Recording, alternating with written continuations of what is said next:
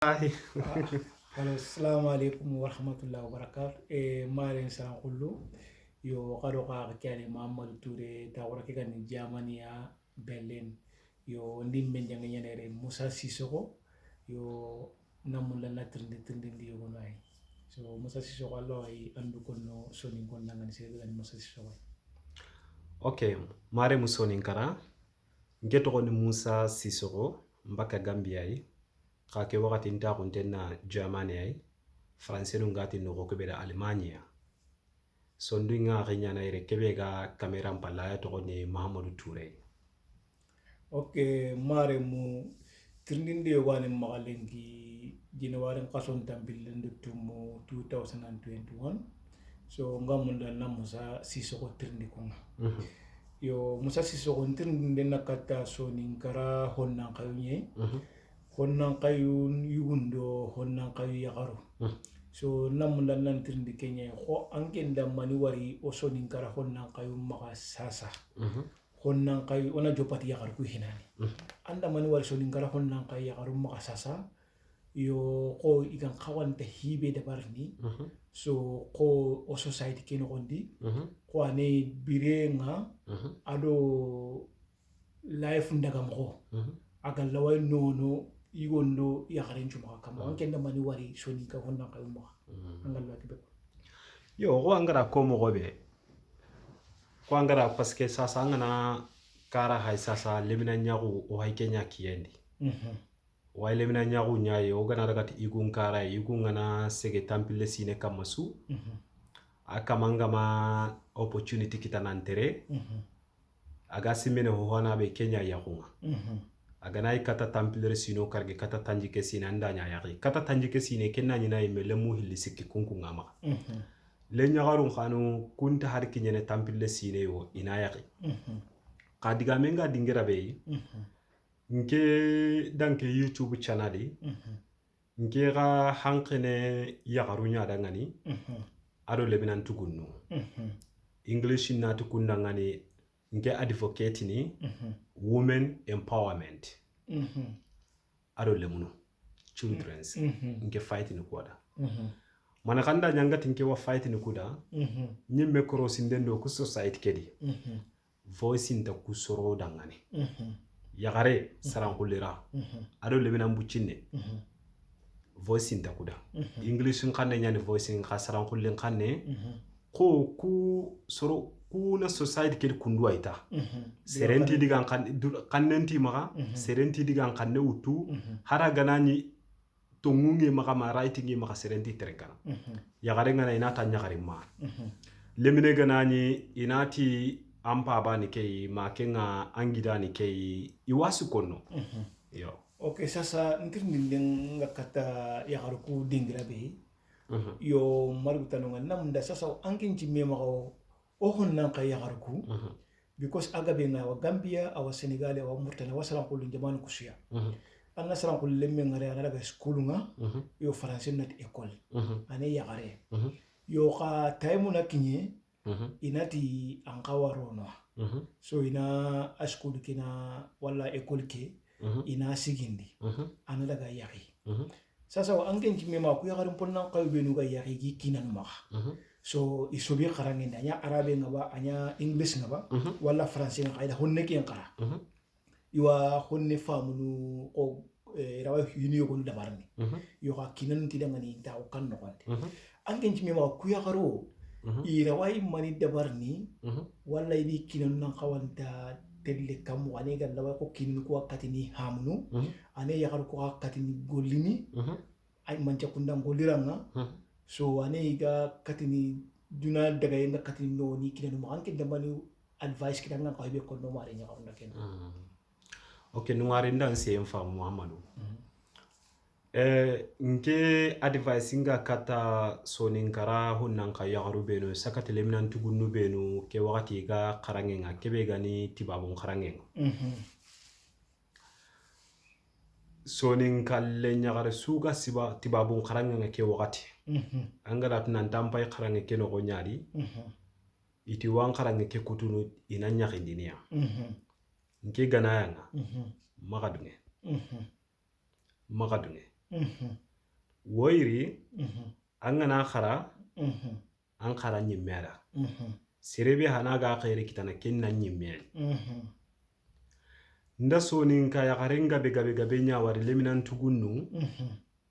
anyani ga angelen kharangana mi ga français kharangana i classe no gondi gana exam ndabari yogonu bakka first nyai ho hana ma hillandi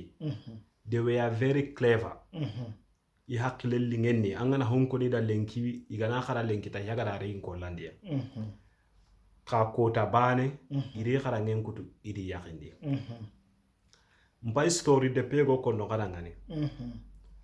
ndo soninga yagare yogo masala aka manyu wunwa aga wunu tanda manu wunu ati diminna begi kedi migan kara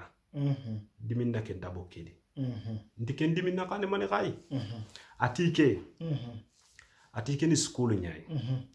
ira primary school nkara idi kuta primary school nga nandaga junior school nga nanduguta junior school nga in khawara kana keta high school nyai ho not senior school igane school nga wakati be she was very clever ikilu lingeni ikhbare na lingi teacherunda ikhbare na lingi school principalinda ko school ke everything was all right kinjiga bane idirondi family nyakundi so igoyogori akamangiri do tibabu nunkarai ngata do goro hilli sikyali so adike warati lahiya iketi problème ntadi de ka ani wara ko ni induguti kharangenga because ike dream nyane makay ganati dream ko ina mundana nya hoy ame wadi iwa mundana ngolli banking na nya accountanga na ngolli banking no gondi mannanya nursing mannanya doctor nga manna golli business nga ma ku golli ndambu benu ga Gambia ko Africell anga golli no kundangani ko na IT ngara computer anara ga golli Africell ma QCell ma Comium agabe nyana anara ga golli no ati ida ibagandi kharange kay ati dikini igo kay ati gadi kini igo kay igo keti imala hanga anna kharange ke na wutu lenki anna kharange ke wara freng anna ma daga kharlang ampay taagonu kanyadi english nati kenda ngani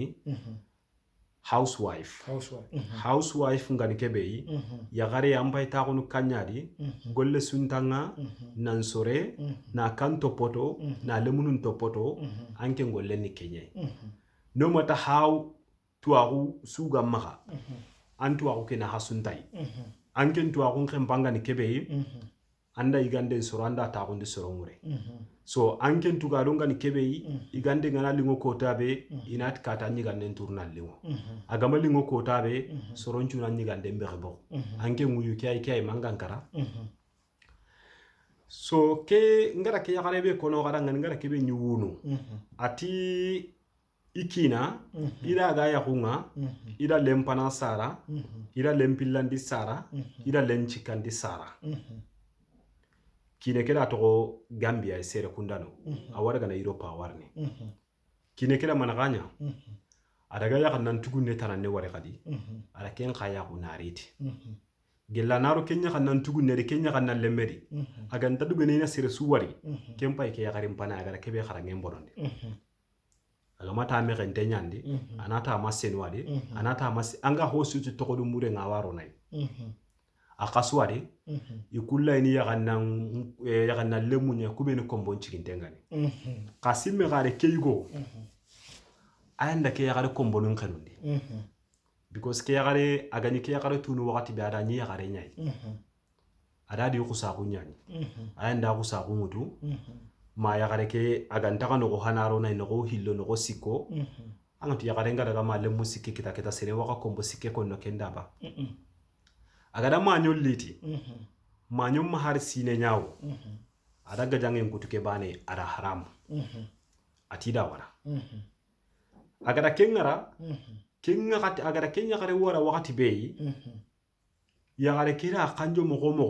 nanti har sai ke wamunda ani sagandi kompendi igo ke madunge ara haren ki soronga nanti ani sagandi kompe madunge kem palle yagare ke wala halle ani ngedo yagare ke ga gemo yagare keti ike am falaki ike gelli gannanyi igani ike kilu linge ngani kharange nga wakati bei ke wakati gannanyi ke gannanyi kharange nga atu wallahi ke wakati ke wagolli ni Gambia man sakundang gelli Senegalin ko ma maliyanu nyanga na ke video terenga ko ke wakati ke wagolli ni Gambia government parce que wakati ke be gi kharange kutunu ke nga kati hay kata class tammu ndo bane yaga da ke nya kutukunu sasa iga mo be le musikima yu nga kita tanjikere ho sine ko ni ke wuto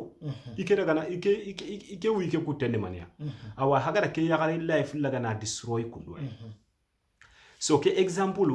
kenya yaga ne suda ngana school ngana nanti igo laba jambe ne at any time igana idanga wakati be alle minan tugunaru so an kombonun ciginte iraba hoho kono ka hinu laba change ni maga wakati so anke ngana nya laga wunyintenga future ngam maga ke kharange beri alla ba gollini office nga ngara kebe ko alla ba computer ngarangana alla ba business ndabarni alla ba gollini banking alla ba nyana doctor alla ba nyana nursing alla ba travel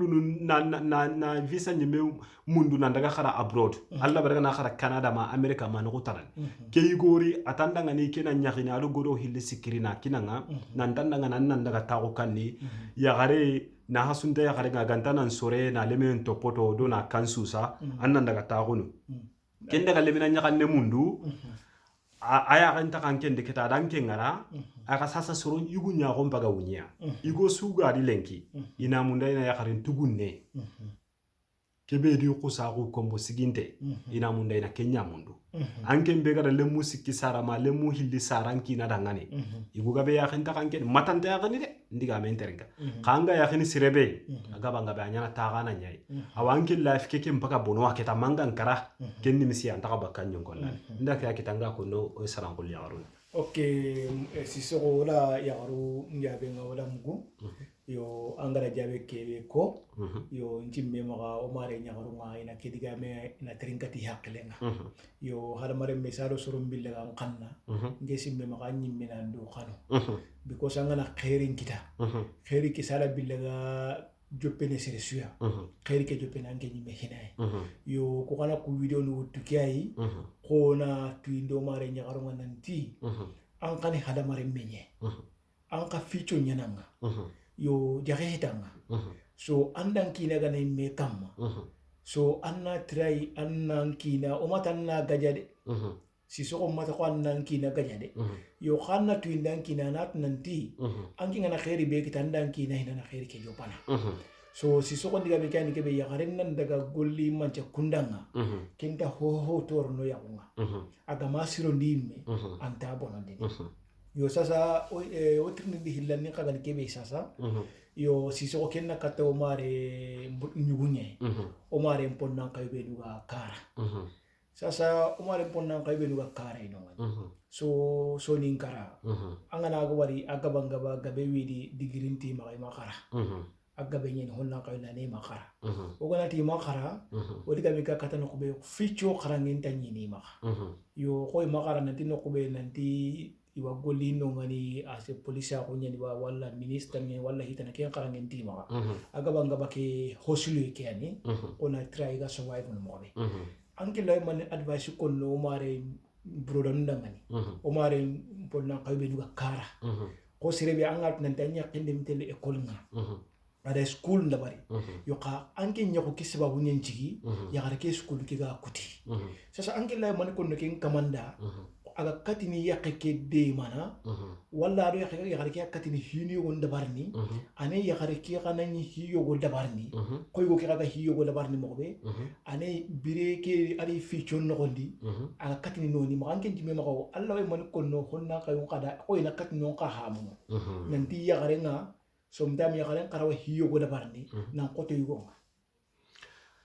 kenni tongonya parce que angana golli yogo no hayi kunna ko gere ndengani yagare ngolle nyaay ko ganati no sagu no sagu dunadi sorongara crossin den dabari yagarenga benyana no sagu nga dinanta igonga ado